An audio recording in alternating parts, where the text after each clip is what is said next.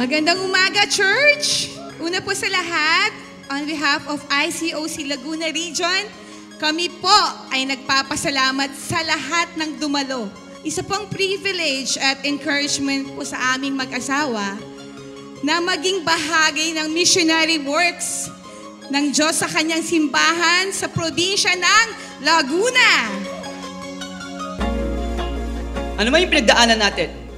Yung mga pinagdaanan natin mahirap, mga pinagdaanan nating sakit, lagi nating taglayin sa mga katawan natin ang kamatayan ni Jesus. Always carry around in our body the death of Jesus.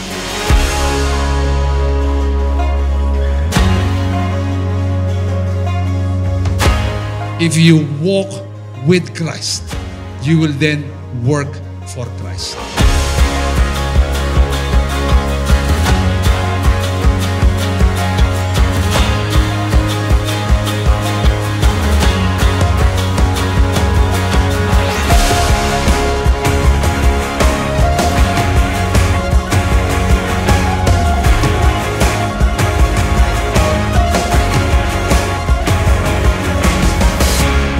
God knows how to answer their needs if you're just going to offer yourself na maging miracle. Knowing, doing, becoming more and more like Christ. Magandang umaga po. To God be the glory. Alam namin, God, na talagang ito isang tagumpay, hindi lang ng Laguna, kundi ng buong simbahan sa buong. As they evangelize the southeast area ng Laguna, makita si Jesus. As they fix broken relationship, makita si Jesus. As they worship sa ICOC Nagcarlan, makita si Jesus. Why? Because it's all about Jesus. Gusto ko tawagin ang ating sa awa at biyaya ng Diyos, ang ating bagong church leader, Lito and Bella Rizal.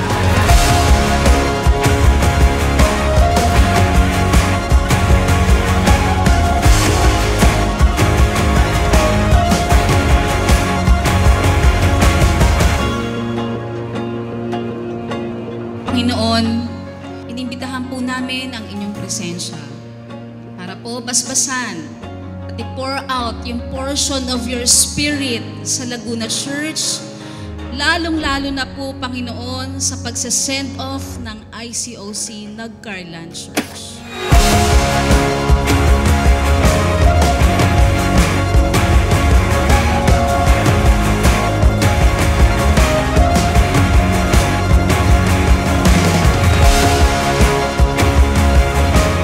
On behalf of ICOC Cavite, ICOC Nagcarlan, we would like to extend a small missionary support sa inyo as you start your church officially. So, from your brothers and sisters in ICOC Cavite.